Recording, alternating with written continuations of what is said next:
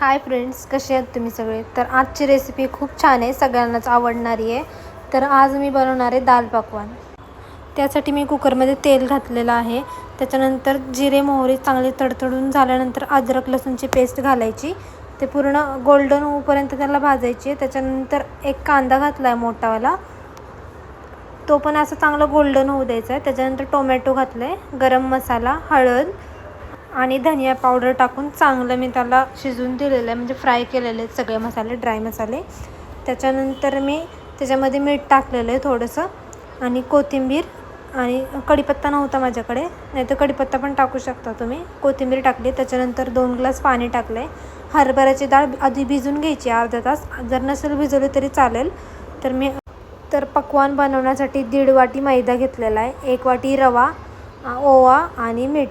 तर मी ओवा थोडा क्रश करून हातानेच हे करून टाकायचा आणि थोडं मीठ टाकायचं. त्याच्यानंतर थोडं थोडं पाणी टाकून ते मळून घ्यायचं. जास्त पण घट्ट नाही करायचं आहे आणि पातळ तर नाहीच करायचं आहे जास्त, थोडं घट्ट झालं तरी चालेल. तर अशा प्रकारे मळून घेतलं आहे मी पीठ. तर त्याच्यानंतर मी तेल गरम करायला, तर किचन ओट्याला मी थोडंसं तेल लावून घेतलेलं आहे आणि परत एकदा मी ते पीठ मळून घेणार आहे, म्हणजे असं मऊ व्हायला पाहिजे ते पीठ. तर चांगलं मळून झाल्यावर त्याचे छोटे छोटे गोळे करून घ्यायचे आणि पकवान म्हणजे रेडी करायचं आहे आपल्याला.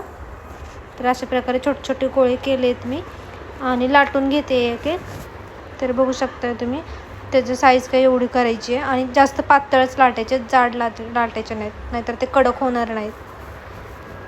तर माझे व्हिडिओ तुम्हाला कसे वाटतात मला कमेंट करून नक्की सांगा. चॅनलवर नवीन असाल तर सबस्क्राईब करा, व्हिडिओला लाईक करा, कमेंट करा आणि शेअर करा. चला, तर आपलं तेल पण गरम झालेलं आहे. त्याच्यामध्ये एक एक पकवान टाकून मी तळून घेते. तर पकवानचा कलर हा गोल्डन ब्राऊन येऊपर्यंत तळायचं आहे, जास्त पण काळं नाही करायचं आहे. तुम्ही बघू शकता अशा प्रकारे तळायचं आहे.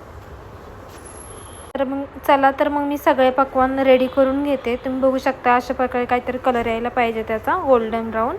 तर सगळ्या पुऱ्या मी तळून घेतलेल्या आहेत. त्याच्यानंतर मी डाळला फोडणी देण्यासाठी जिरे मोहरी आणि तिखट मिरची टाकलेली आहे. तर मी फोडणी देते आता डाळला.